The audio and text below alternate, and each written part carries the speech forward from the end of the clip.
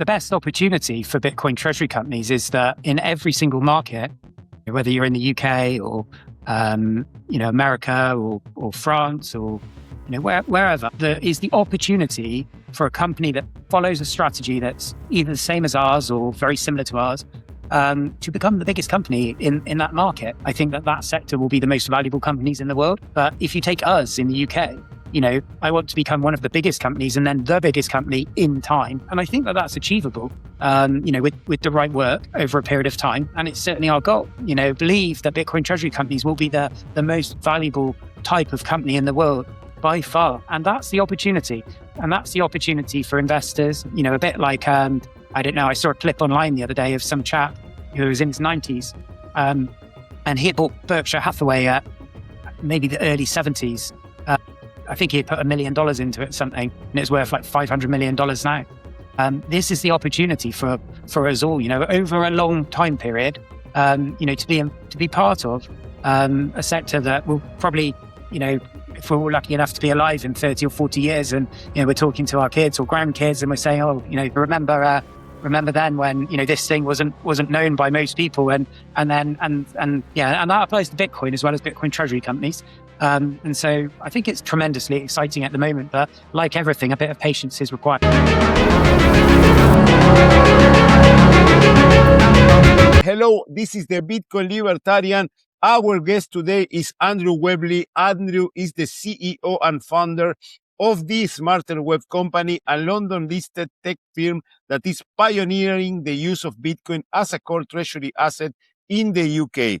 Under Andrew's leadership, the company has built one of the largest public Bitcoin holdings outside the US, giants, with over 2,664 BTC on the balance sheet as a part of their 10-year plan to grow Bitcoin per share while running a profitable web design and digital service business. Today, we will talk about their intention to list on the main market of the London Stock Exchange, recent Bitcoin purchases, and most excitingly, the announcement of the Bitcoin Treasuries Conference UK set for May 29, 2026 in Bristol. Andrew, welcome. Thank you. Nice to see you. How are you? I'm fine. Very happy to be here talking to you, getting ready to listen the news from SmartWeb Company, and also really excited about the Bitcoin Treasuries Conference in the UK, where I will be speaker. It's going to be my first time speaking in an English conference in the Bitcoin space, because I've been speaking, but only in Spanish. So I'm so excited for the conference. And so I think last time we talked was, I think was November. I don't remember if it was late November, early December. How has things going since then for SmartWeb Company? Yeah, so we've been really, really busy. So I think people can see from the announcements that we've put out in the last sort of, week or two that, we've been working quite hard behind the scenes.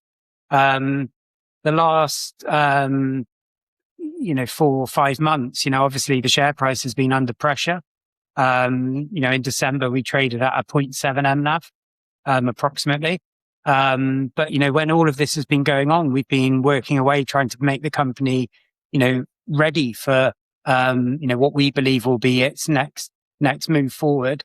This year, when we got into January, and we were able to announce, our intention to list on the main market, the Bitcoin Treasuries Conference, and in the future, hopefully a few more things. It's been quite nice because, people externally to the company can actually see some of the things that we haven't been allowed to talk about. So far so good. I think, this year, obviously, the movement of Bitcoin, which I believe at some point will go up considerably, will have a direct impact on our company because we hold such a large amount of our balance sheet in Bitcoin, obviously. But away from the movements of Bitcoin, we're just trying to push the company forward, trying to build the Bitcoin per share over time, increase the Bitcoin yield and all those sorts of things. So yeah, I'm pretty happy with everything that we've got going on in the company at the moment, and looking forward to being able to tell people a little bit more. Excellent, excellent. And talking about the latest movements on Bitcoin, what do you think that happened this week? Because we went for a very rough late 2020, 2025, when the price went up and then crashed up to nearly 80. Now we saw a little recovery, but this week we went back under 90. What do you think about that?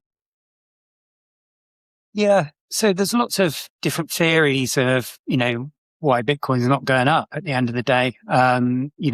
But if you look at it in terms of after last year, so basically the start of this year, it had a good start and then it's come down a bit. That's not uncommon to a lot of moves that you would see at the start of the year, renewed enthusiasm, et cetera, et cetera. Let's see what happens over the next couple of days. But, I believe that Bitcoin is going to begin its move up, any moment, but, it's hard to know. If there's one thing that I've learned about Bitcoin is that, you cannot predict what it's going to do, which is why it's always good to buy Bitcoin and, accept that it's either going to go up, down, or remain flat for that day, I not everyone believes that this year will be a good year for Bitcoin. I think, I had a conversation with an institutional investor yesterday, and their opinion, which I share to a degree, is that, the hedge funds out there control so much of the movements in different markets nowadays.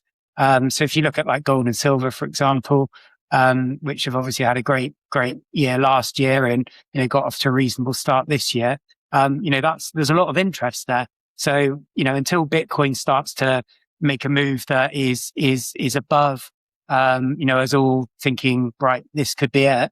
It needs a more sustained move to bring that, that wider interest back from the people that don't care about Bitcoin.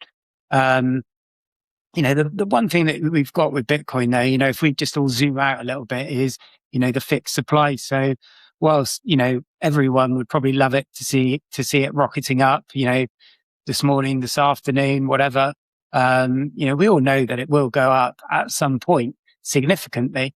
It's hard to say. One of the things I've been spending a bit of time thinking about is, the increasing, sort of focus on yield strategies for Bitcoin, effectively trading around Bitcoin holdings, which we do not do. And I don't think we'll ever do. And I'm not sure whether that is particularly helpful when there is less positive sentiment in the market, because it sort of eats the movement for the people that are flipping it, for, percent here and there and stuff. So I'm not sure whether that's something that I'm particularly keen on. It's been a good start to the year. Yes, we've come off a little bit the last couple of days, but, for those of us, hypothetically speaking, buying a bit of Bitcoin, it's not necessarily a particularly bad thing. Yeah, I think that what happened these days was mostly macro movements that affect all the assets, because yesterday the S&P lost all the earnings for the year. So I think that it's not related to Bitcoin. And I agree. I think that this year is going to be super bullish for Bitcoin. I'm super bullish on Bitcoin. If you go back a few years and you look at some of these macro events, Bitcoin would have had a complete freak out. What we now see with these, serious things happening in the world is Bitcoin doesn't move negatively that badly with some of these things. If you look at over the weekend, for example, Bitcoin was relatively flat. Yes, it did come off a little bit when the futures opened on Sunday evening. And obviously it's not had a great week so far, but, historically, going back years as opposed to weeks, Bitcoin would have freaked out with some of these things quite significantly. So that shows you, that the institutionalization of the asset is actually doing what everyone says it will do. And then if you go back to the fixed supply side of things and you look at, like strategy, They own so much of the asset now.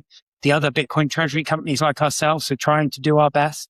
You've got these big entities taking up the supply, some of the supply, clearly more than that's being mined, but, from the selling side of the supply I'm talking about.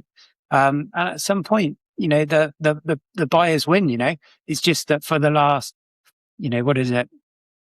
6 months or however long it's been, the sellers have been winning the fight. But that won't last forever.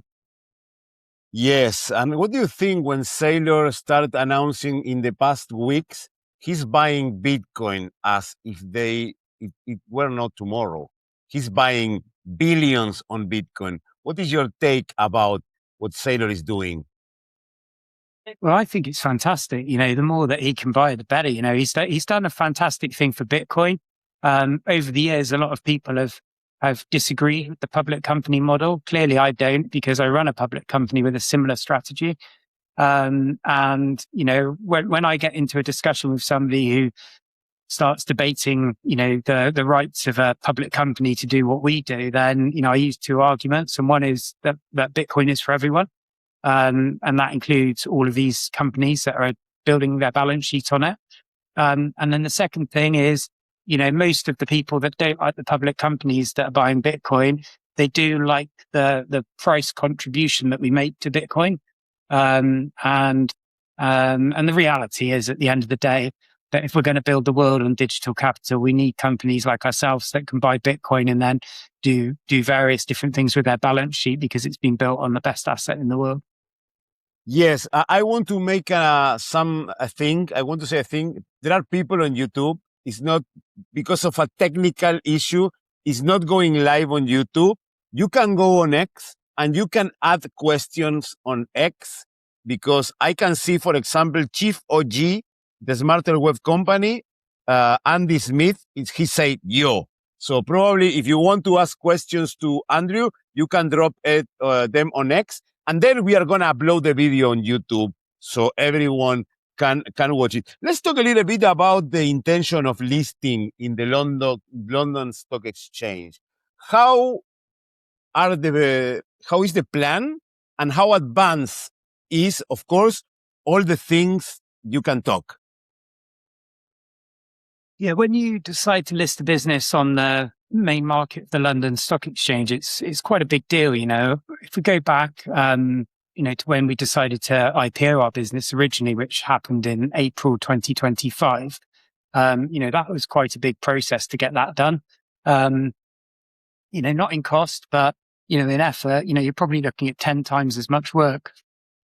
It's a big deal. And I'm really pleased with how all of our advisors have worked together, alongside the team, and obviously me, to get us into the shape that we're in. It's been a colossal amount of work, the sort of the outcome of that is that, all being well, in the early part of February, we'll be listed on the main market of the London Stock Exchange. What we decided to do with the advice of our advisors is not publish that intention to float until the Monday just gone. The reason for that is that we wanted certainty, or what we believe is certainty. And then very shortly after that, last Friday, we published the prospectus, which outlines the timetable. Broadly speaking, whilst remembering that nothing is done until it's done, we think that everything's in place in line with that timetable, which means the first day of trading is Tuesday, the 3rd of February. So what we're doing at the moment is, quite a lot of things, but with regard to the listing, we're just making sure that, we've sent all the details back to the London Stock Exchange of the people that are, attending that. We're trying to have a couple of spaces where we can invite shareholders, do some sort of a raffle, to make them part of that as well, because the community is one of the things that's made the SmartWeb Company into what it is today. Alex, who works alongside me in the operating side of the business, he's been creating all the graphics that go on all the cool screens there and stuff. So yeah, we're really looking forward to it. Our brokers and someone else in the team They've been organising various different investor meetings, both in the UK and globally. So we've got some quite intense days coming up with those, because there have been a lot of people that have been unable to invest in our company when we're on the Aquis growth market, which has been very good for us. But then we're looking forward to some of those people being able to invest in us, when we're a bigger company listed on the London Stock Exchange. And then after that, there's lots of other things that happen. For example, in theory, we will be included in some of the indexes, and then more indexes as we grow, or bigger indexes is a more accurate description, actually. So yeah, it's a significant moment for the company. I don't think anyone can underestimate how important that is, because we're already an incredibly liquid stock. But if we can increase the access to investors, institutional and global retail, then it's clearly going to be a beneficial thing for our company, and then how we can grow the balance sheet over the coming weeks, months, and years. Ultimately being able to buy a lot more Bitcoin. Much more opportunities you can get by being listed on the London Stock Exchange, not in the compared with now that you are in Aquis? Which other opportunities you can get? Yeah, there's loads of benefits. So the vast majority of institutional investors are unable to invest in a smaller company, or a smaller company on Aquis. A small company to them might be 300, 400 million pound market cap. It's a small company isn't 10 or 20 million pound market cap. So that's the first thing. And they also have a restriction with the volume of the stock. So that's what they look at, away from the actual company itself. They look at the size of the company and the liquidity of the company. There aren't any indexes that will include a company that's on Aquis. So the index inclusion is massive. As an idea, if in time we can get in the FTSE 250, you're probably looking at an excess of, on day one or very shortly after day one, 50 million pounds plus of capital that would come in by being in that index, and then you've got the governance side of things. So because the rules are that much stricter, for example, the prospectus that we publish is an FCA approved document. So that's one of the reasons why we've been building out the team and building out the board, because the corporate governance and compliance that you have to deal with, is vastly greater, which then gives those bigger investors confidence. And that's one of the reasons why they want to invest in companies on that market rather than that market. So there's a whole host of opportunities there. From a retail investor point of view, it will make it easier for us to include retail investors in subsequent raises. So that's one thing that we did right at the start, which I'm very keen to do again. And then I'm hoping that the liquidity will be better, and also the spreads will be tighter. In theory, that should be true, but obviously we'll have to wait and see. And then also there are some brokers, even in the UK, that won't trade an Aquis stock. Some of the platforms which are, popular with a lot of types of investors, trading 212 is a good example. They will then allow their investors to trade our stock. We've had so many emails over the months of when can we buy your shares, for that. And I was speaking to a different institutional investor, it was either yesterday or the day before. And being a global investor, it's actually very difficult for them to access our stock at the moment.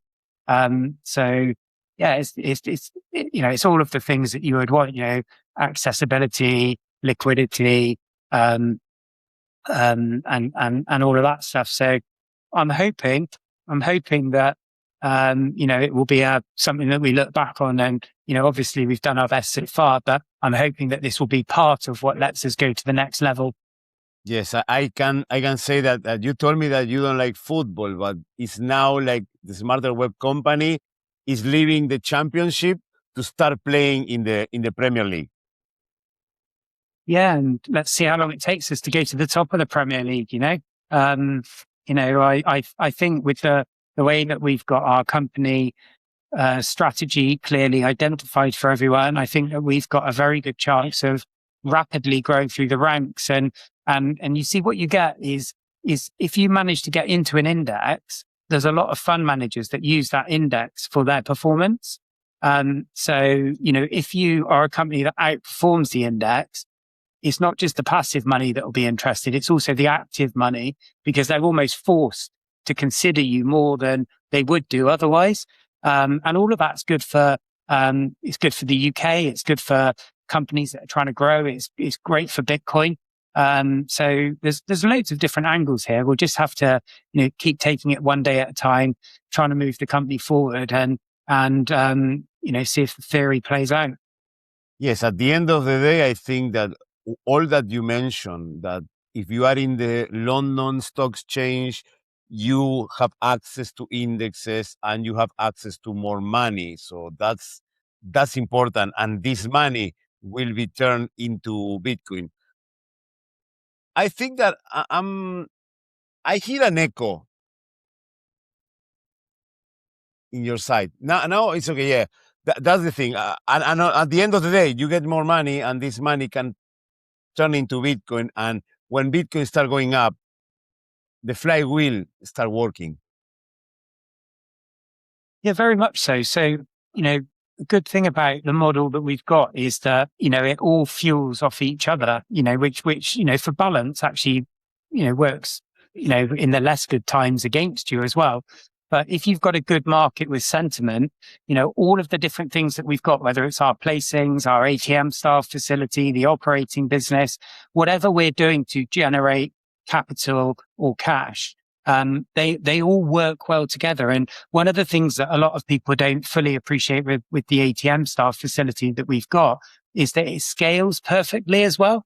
And that's one thing that's really, really important. And I think people will see that. If you look back at, say, Strategy or Metaplanet, and you look at their, in Metaplanet's, their floating warrant arrangement, and in Strategies, the ATM facility, they wouldn't be where they are today without that. And once you get your balance sheet to a particular size, then you have more options from there as well. So yeah, we're pretty certain, or as certain as you can be, that it's the right move, taking the company to the London Stock Exchange. And yeah, we can't wait. Excellent. And the sentiment toward Bitcoin Treasury companies seems to be shifting positively this year, with the last year that was not so good. From your conversations with institution and retail investors, what are the biggest misconceptions or areas of growing understanding about this model? We've done a lot of work since we became a public company in getting people to understand the analytics that we all look at. So things like MNAV, Bitcoin yield, et cetera. And I think some of that work's starting to pay off. I think that one thing that the sector needs that we can't control is it needs the sentiment to come back to Bitcoin as a whole. I think that's starting to happen. My phone's been so busy for the last few weeks. Busier than it was, say the last 2 or 3 months of last year. I was having conversations, but not every day, towards the end of last year, whereas now I'm struggling to fit them all in, So I think the sentiment's coming back to Bitcoin and Bitcoin Treasury companies.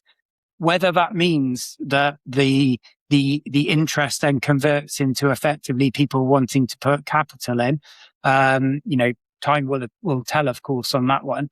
But yeah, it's looking quite positive. But as I said earlier, the one thing that we do need, which is contrary to what a lot of investors think, is, the higher Bitcoin goes, the more the interest comes in and the easier it is to generate capital, and as a consequence of that, in theory, a positive Bitcoin yield. Whereas a lot of people think that a lower Bitcoin price is better. A lower Bitcoin price isn't good for a Bitcoin treasury company. Ignoring your balance sheet, and you're only focusing on, the access of capital, you want, probably the ideal scenario is a slowly improving Bitcoin price, but, obviously that will take the course that it does.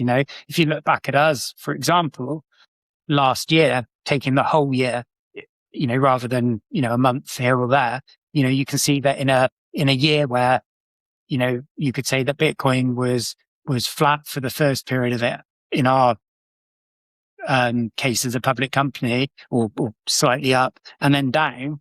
And you think that we managed to grow from almost zero Bitcoin to 2,664, which as of today makes us the 29th largest Bitcoin treasury company in the world, according to bitcointreasuries.net.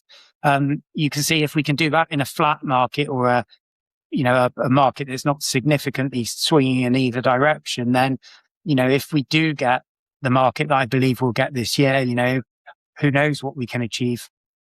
I'm sure, yes. I'm sure that you grew a lot at the beginning of the year when the market was flat. And we faced similar situation last year than this year, when Bitcoin touched 100K, then went down. Then in April touched 75K, then it went up. So yeah, I think so. I think so. And I think that, again, we need to keep educating people. I think that the biggest job that we have to do is keep educating people, educating investors on what are the Bitcoin treasury companies, because they need to understand, first, about Bitcoin, and second, about the Bitcoin treasury company. I think that is the biggest goal that we have.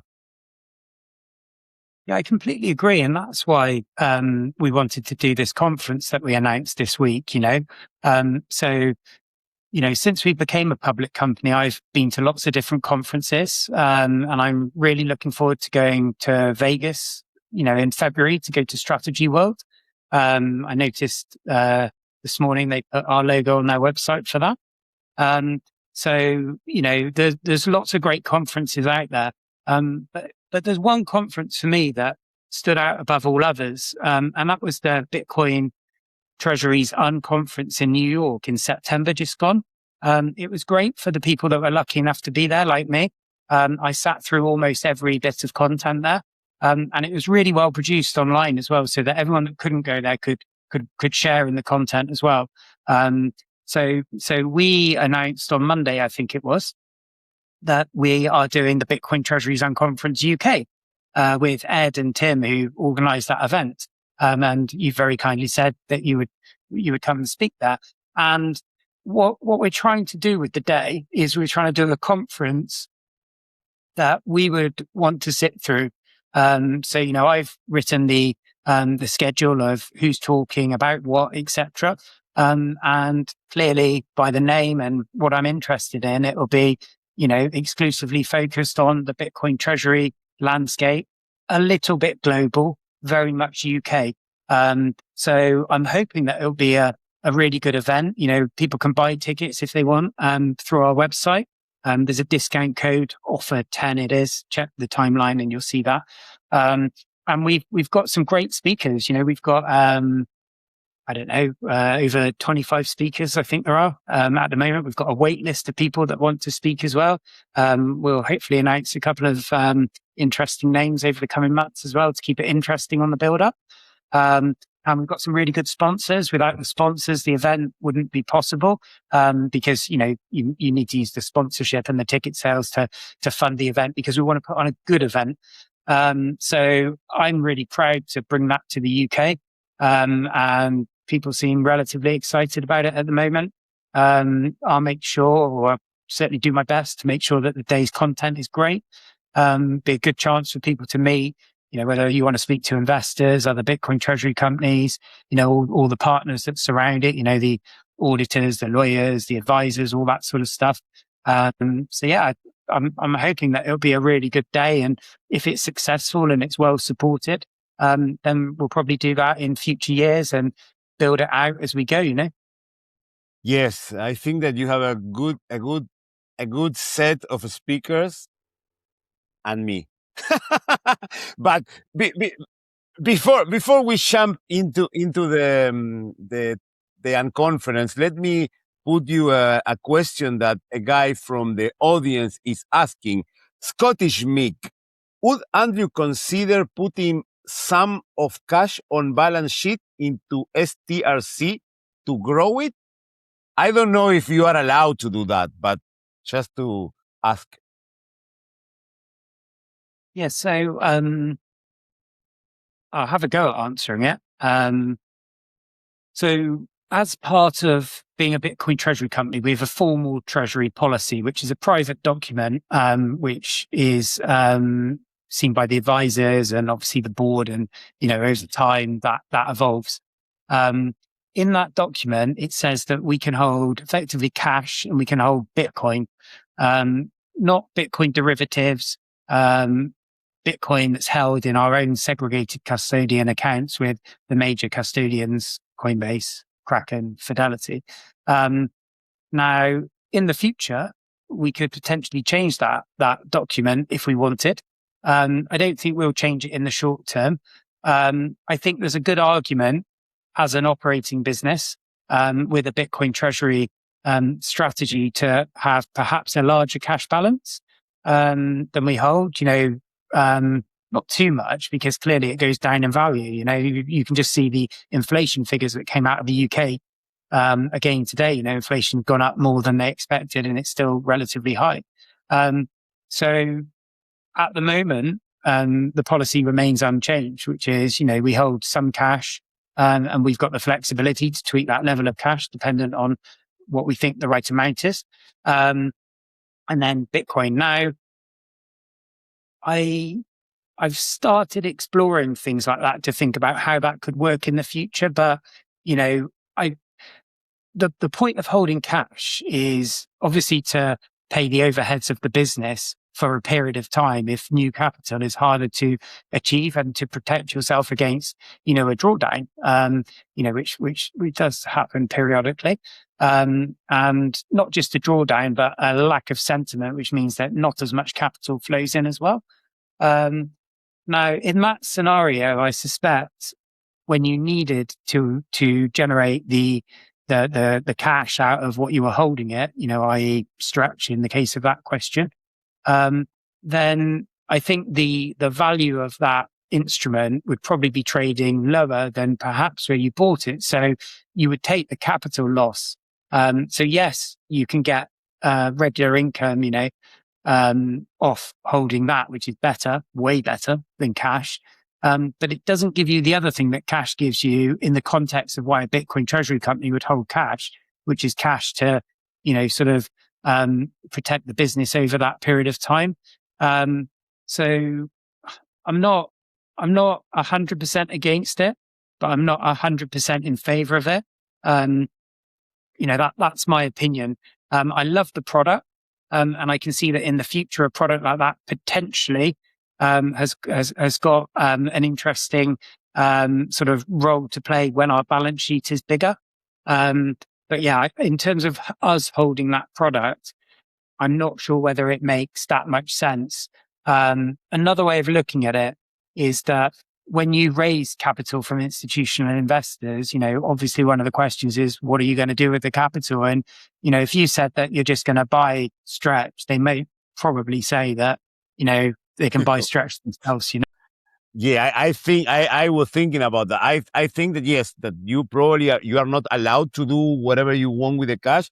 And from the investor point of view, if I invest in SmartWeb Company, what I want is you to buy Bitcoin, not to buy Stretch, because otherwise I would buy Stretch by myself. So I hope this answers the question from Scottish Mick, and thanks for asking. And again, anyone who want to ask questions, go to Twitter, the Bitcoin _, and go to the live, and you can ask questions over there. And one of the things that I am thinking about is, now that you are listed on London Stock Exchange, I asked you before, and I don't know if it's the rule for London, for UK, for Europe, or for Equis Stock Exchange.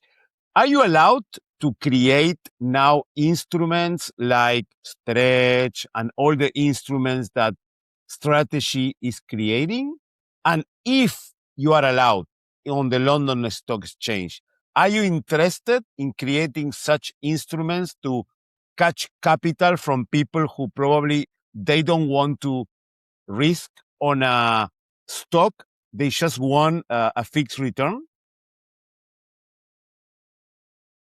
Yeah, so that sort of follows on quite nicely from the last question, because, at the end of the day, what is a Bitcoin Treasury company? What are you trying to do? So in our case, we're trying to grow the Bitcoin yield, the Bitcoin per share for our shareholders over a period of time by running an operating business well with a Bitcoin Treasury policy alongside it, and Bitcoin per share and Bitcoin yield being key metrics that we look at when we're trying to make sure that we're making the right decisions.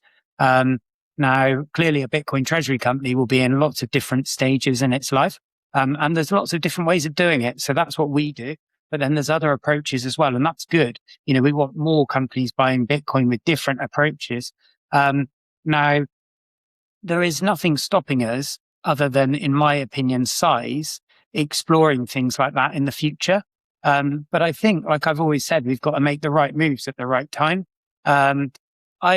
I don't know what the exact size is, but it's probably, a multiple of what we are before it makes sense to do things like that.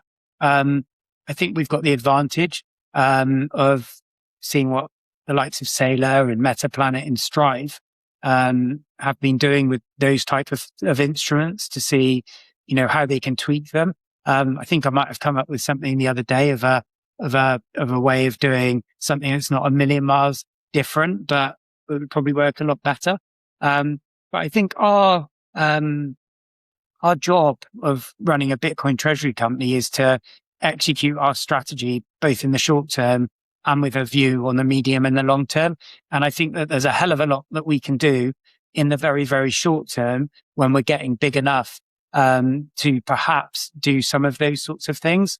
The obvious thing is that as time goes on, you can see, if we take strategy, for example, you can see what they learn from those sorts of things and how people understand them.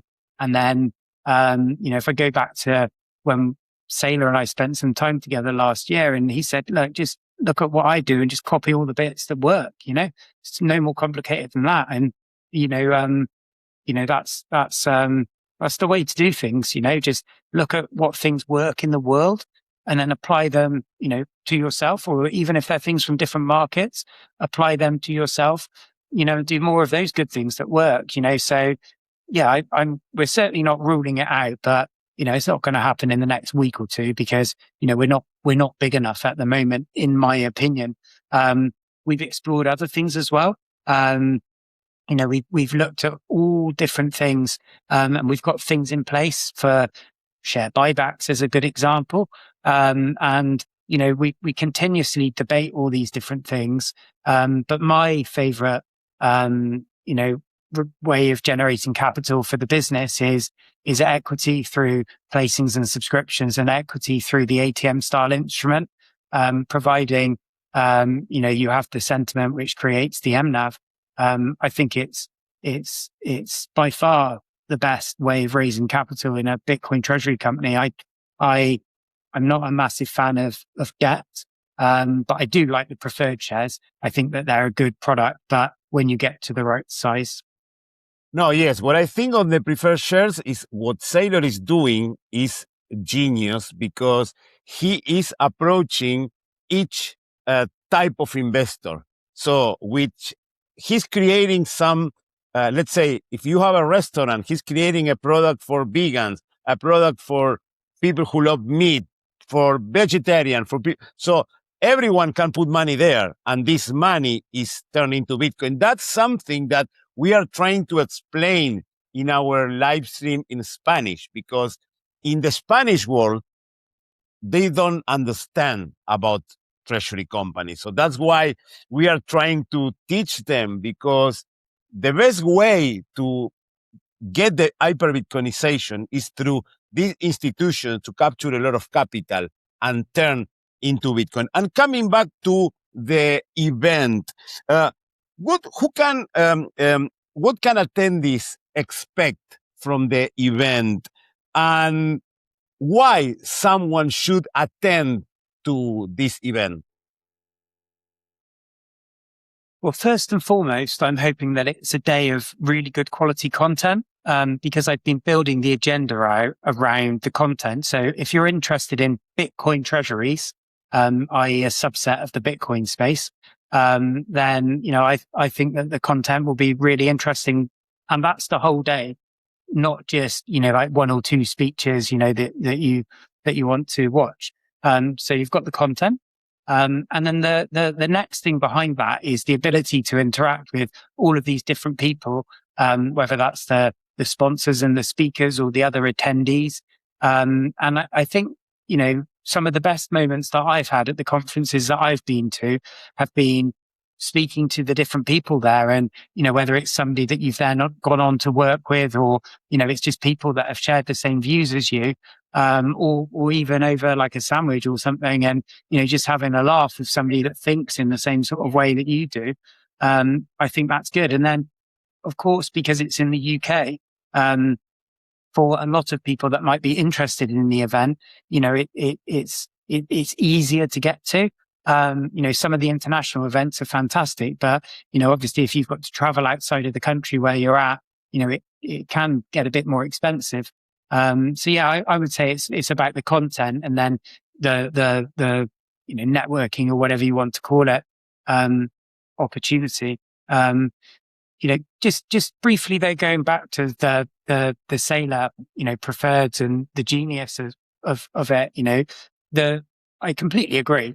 But I think everyone needs to open their mind and look at the concept of what you can do with what everyone, including us, describe as digital capital.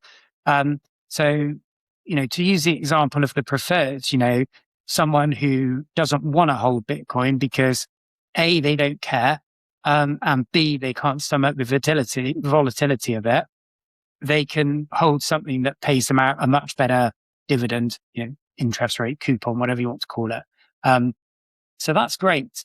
But then that is only possible because the entity is focused on digital credit using digital capital, which is exactly what Strategy do. But then we describe ourselves as a business that's building a balance sheet on digital capital, but that capital can be used to grow the business, through acquisitions, the right acquisitions, which doesn't mean selling the balance sheet. It means using the balance sheet to be able to facilitate those acquisitions in equity and cash from future cash flows, So that's not something that a lot of people talk about in the context of digital capital. And clearly, we're only going to, scale that in the way that we believe right for the wider benefit of the group. But that whole digital capital argument can be applied to lots of different things very, very well. And I believe that in the future, it will be applied to other things that produce, a lower or no volatility offering, but produce that income.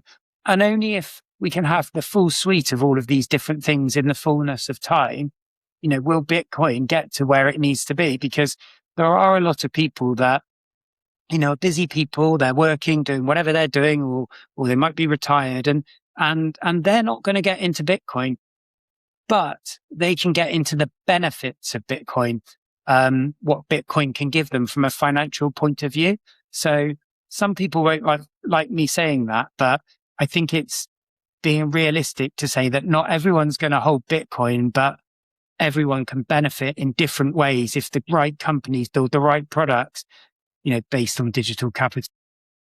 Yes, that's what I think. The point is, when I talk about the hyper Bitcoinization, that's like some argue that I have with the Spanish or the Latam speaking community, because they think that the hyper Bitcoinization is when everyone can go to the supermarket and pay with Bitcoin using our Lightning wallet. And for me, the hyper Bitcoinization happens when the 8 billion people of the world can use Bitcoin without thinking or without even knowing that they are using Bitcoin. It's the same way that we are doing now. I don't know how this streaming works. I don't know what is happening on the back end, and probably neither you. But what I like is that I'm speaking to you and I can broadcast this to the world. So I think that hyper Bitcoinization happens when everyone uses Bitcoin without even thinking that they are using Bitcoin. And that is the role of the institutional capital, the treasury companies, the big money on the big stock exchanges, to hyper Bitcoinize the world. And about the conference, if you look back so, though at currencies, that's a good example. This is one of the reasons why currencies are in such a mess now, because the governments have abused the position that they've got and, inflated the currencies, which is, ultimately caused inflation. And if you go back years and years, when the gold standard existed, for example, that was not possible.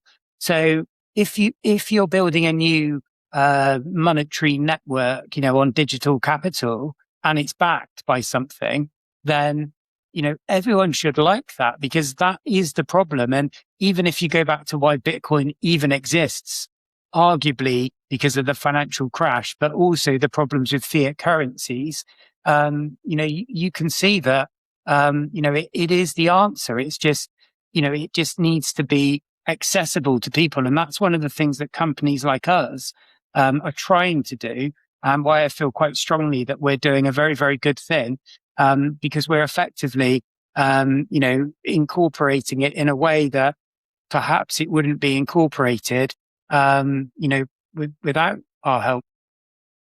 Yes, I do agree with that. Yes, I think that, again, the treasuries, the Bitcoin treasury companies are the companies that are boosting the hyper Bitcoinization and also showing the other companies the way. Because I remember the other day, Saylor was on this podcast, What Bitcoin Did. And the guy was criticizing the Bitcoin treasury companies. And Saylor said, you must be criticizing the companies that don't own Bitcoin, not the treasury companies. We are part of the same team. We cannot fight each other because, again, I am a guy who thinks that the hyper Bitcoinization happens when everyone uses Bitcoin without thinking and without knowing that they are using Bitcoin. In fact, everyone uses fiat money and they don't know how fiat money works. Because if they knew, there will be a revolution tomorrow, as Ford said. So that's the point. I completely agree with that. It's just making it normal, isn't it? And if you go away from people that have put the time and effort to understand what Bitcoin is, the reality is that there's a lot of people out there in the world that either aren't going to do that, or they haven't got the luxury of having that time, or they haven't got the capacity to think in those sorts of ways. And so if we can get to all of those people by building the right accessible products in the fullness of time, then that's what takes Bitcoin past $1 million into $5 million, $10 million, that sort of accessibility. And even quicker than that, it's the normalization of Bitcoin in the world of financial markets, that will easely take it significantly higher than where it is today. And we are, broadly speaking, at that point right now. Even if I look at my own experience when we IPO'd, which 9 months ago or whatever, there was a lot of skepticism, about what we were doing. And there's very little of that, relatively speaking. Now, look at the regulator in the UK, the FCA. They've approved our prospectus, which has got phrases like Bitcoin yield and MNAV in it. And, I don't know, but I assume that they wouldn't have approved that 9 months ago because it was a newer thing. It hadn't been proven to a degree in the UK, that is. So, yeah, it's quite an exciting time. Yes, totally agree on that. And talking about the conference again, because I think that there is a lot of job to do and we must go all in and teach people. Who do you think that is better attendant, or who needs to attend the most? The retail investor or probably the institutional investor, someone who is more has more expertise, or for both the conference is going to be good? Yeah, we're going to make the content accessible and meaningful to everyone. So, if you're a private business that is thinking about adding Bitcoin to your balance sheet, it will be interesting. If you're an investor, that that might only have a small allocation to Bitcoin treasuries, it will be interesting. If you're like me, that's got, almost 100% of everything that they own exposed to Bitcoin and Bitcoin treasury companies, it'll be, interesting. If you're an institutional investor, if you're a service provider looking to sell stuff into the space, it'll be interesting, and probably pretty useful. So we're trying to make it work for everyone. As long as you either want to learn more or are interested in Bitcoin treasuries, primarily with a UK focus, because some of the nuances like regulation, for example, will be heavily shifted towards that, then, it'll be incredibly beneficial, I believe. Yes. And about the conference, it's going to be only conference. I think that the one in New York was only conference, or will be conference and will also be some booths from the sponsors. Yeah, so what we've said is that the day event, that will have, refreshments, lunch, etc. And then it'll be very much focused around the talks. We might say to the sponsors, if you want to have a booth or anything like that, to, give out some stuff or whatever, then, that's fine. But it's not like a conference where there's, an event hall where people can walk around. It's very much about the content. And then for the people that buy the VIP tickets, in the evening after the drinks reception, which everyone will be invited to, then in the evening, there's a dinner at an independent restaurant that's pretty nearby to where the conference is happening. A menu which I shall personally select, with, wine and, maybe we'll even stretch to some tea and coffee, who knows? So that'll be a nice thing in the evening, but that will be a chilled out affair. So that's our way of saying thank you to the speakers and the sponsors, and allowing people that want to come to that event in the evening, to chat and, unwind a bit after hopefully what is a good day of content. But yeah, it's not an event where you've got, like the different stalls and stands and like a trade fair. It's very much the content of the conference. That's what we're trying to achieve here. Yes, I saw with the lineup that you are presenting. I think it's going to be good because if the conference you have booths and other things, sometimes you miss the real content that is going to be speak there. So yeah, I agree with you. I think that it's good to go 100% conference. And how long is going to be the conference day? I believe it will probably be something like 9:30 in the morning until probably like 3:30, 4:00, something like that. The actual content with, an hour for lunch and networking. Yeah, so that is a lot of content to sit through. But, as I say, the content that conference that inspired me to do this was the one in New York. And, I don't have a watch anyway, but if I did, I didn't look at my watch once. Because it was such a good day. So, I think, and of course there'll be breakout areas. So if somebody wants to skip a talk or something, it's not like, school where you're going to be kept in there. People can go and mingle and, have meetings and, chat, when, someone's talking if they don't want to listen to them, of course. So yeah, it will be a busy day of content. There's no getting away from that.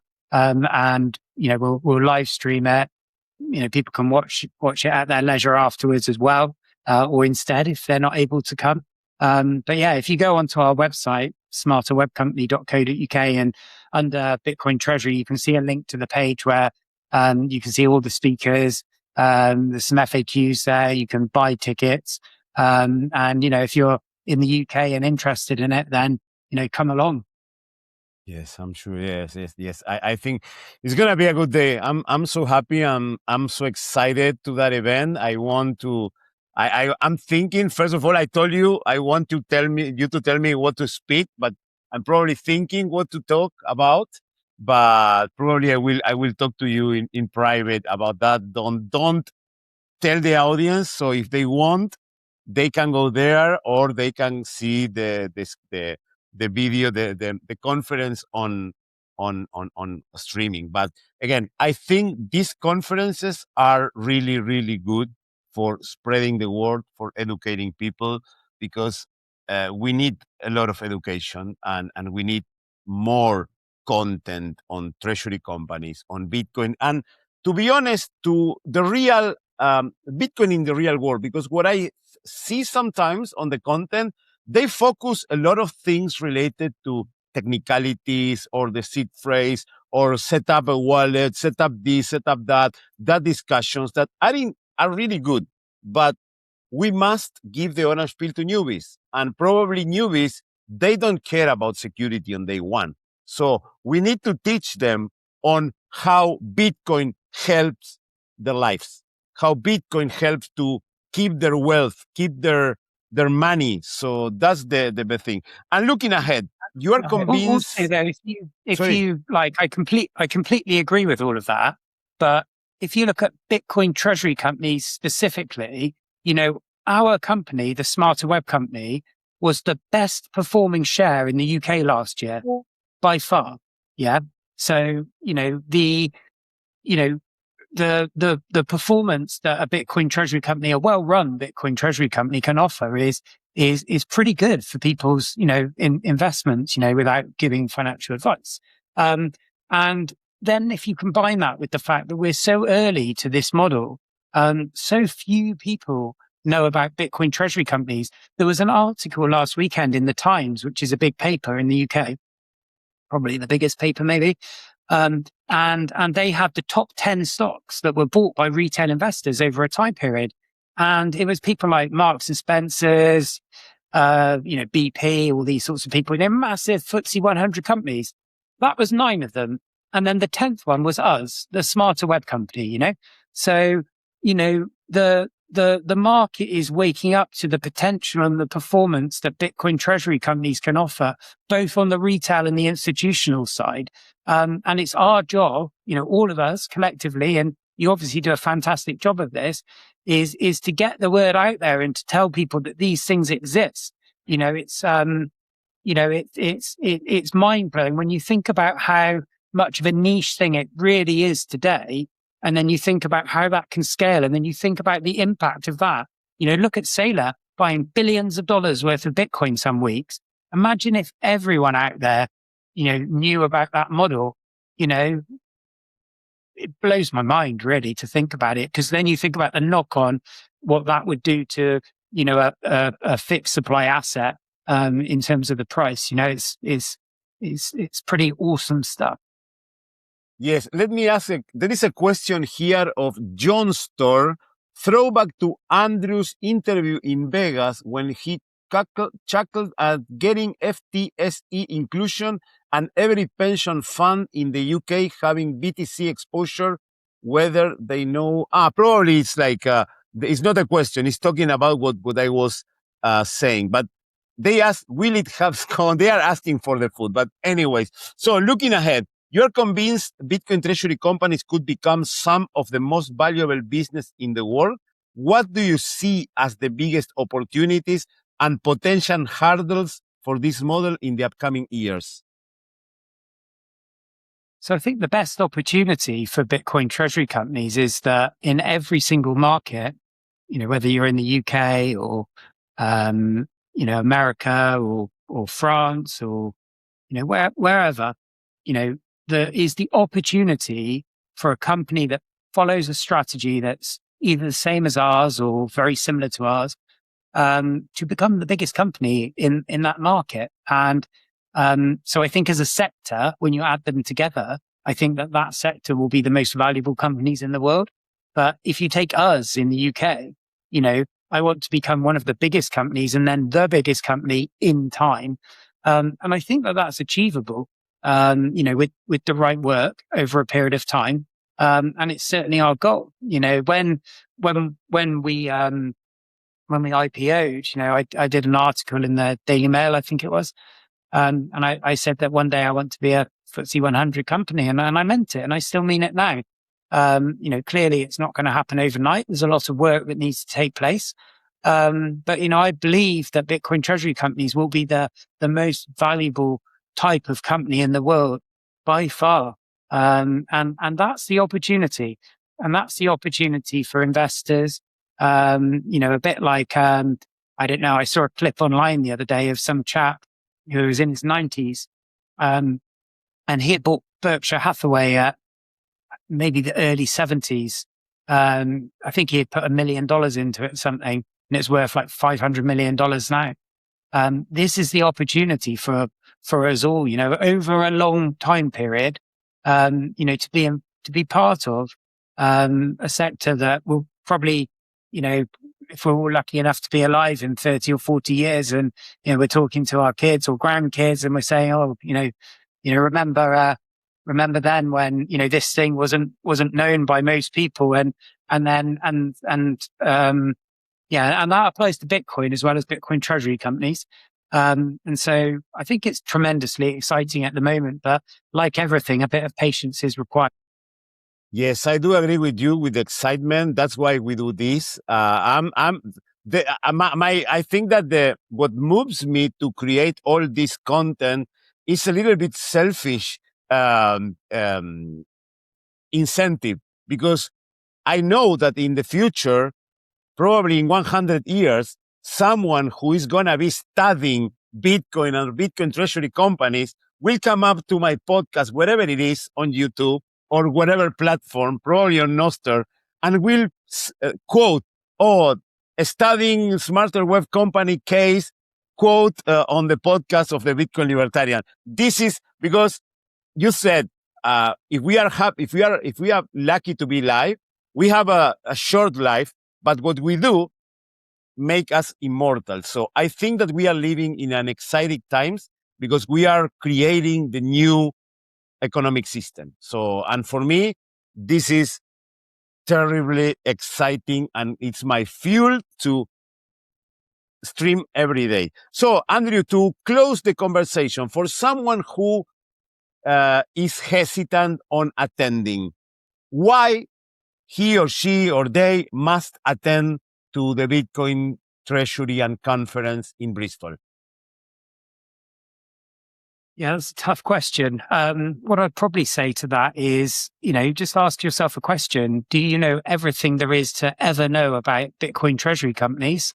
And if your answer to that is yes, then, please send me an email, because I'd like to talk to you. And if your answer to that is no, then come to the conference, because you may learn a bit more about Bitcoin treasury companies. For sure. For sure. So, Andrew, anything else you want to add? How people can contact you? How people can buy tickets? Yeah, so if you go to our website, you can buy tickets to the unconference. If you want to read the latest news about what we've been up to, then all of that's available on our website as well. Just go to the news tab. If you want to follow me on X, then it's just ASJ Webley. Or if you want to follow the company, it's SmartWeb UK. We put most of our content out on LinkedIn as well as X, but X is a bit more active. So that's where I'd recommend following us. And then to our wonderful community on X, just say thank you yet again. And, hopefully, some of you, we don't know how many spaces yet, but hopefully some of you will be able to attend our opening at the LSE, when we do the raffle, which we're planning to do pretty soon. Let's see where we go from here. Excellent. Yes, I'm so excited also to meet the people from the community on X. And I don't know how it's going to be your schedule. I don't know how it's going to be my schedule, because I don't know if I'm going to be in Bristol. Probably I will be staying in London and travel to Bristol, but we can record a podcast episode around Bristol and you show me around your city. Yeah, that's a good idea, actually, because we're due to do another one in Hong Kong this year, aren't we? Because we did that one in August or whenever it was. But yeah, maybe we should do that as well, actually. There's some really cool parts of Bristol. I wouldn't, for me, because I live here, it's probably not quite as exciting as the spectacular views in Hong Kong and some of the things, but I'm sure we can do something. So we should do that, actually. Let's try and make that happen. Yes, let's try making that happen, because again, let's do a podcast around Bristol. I've never been to Bristol, so it's going to be my first time. I want to go to Stonehenge, that I never been there. And it's going to be my first time in the UK since 2012. So very excited to go there. Yeah, and I'm very grateful that you've taken the effort to come to the UK. You know, you've been a supporter of Bitcoin for a long time. You've been a supporter of ours since the start. And, you know, it's been a pleasure getting to know you since we've started doing these things together. And yeah, I'm looking forward to you coming to my hometown. Excellent. Yes, for sure. So again, Andrew, thank you very much for your time. You know that the channel is also yours. So anytime you want to talk, anytime you want to give some news, just send me a WhatsApp and we make it happen. And thank you very much to everyone who is on the other side. Sorry, because it was not on YouTube, but I'm sure that it's going to be live on YouTube later today. I will make the effort to edit the video and upload to YouTube. If you like the episode, give us a like, subscribe to our channel, follow us on social media, because doing so, you help us a lot in our mission of painting the world orange. Share this episode with the people you love. Share this episode with the people you hate. Because we must reach 8 billion people and give them the orange pill. See you in the next episode of our podcast. Stay humble, stack sats, and remember, we are all Satoshi. And that's all for today. If you like the episode, please give us a like, subscribe to our channel, follow us on social media. Our X account is the Bitcoin _. Our YouTube channel is the Libertarian BTC. Our YouTube channel in Spanish is Libertarian BTC ESP. Our Patreon, the Bitcoin Libertarian. Our Instagram, the Bitcoin Libertarian. That's all. You can go there and follow us in all our social media.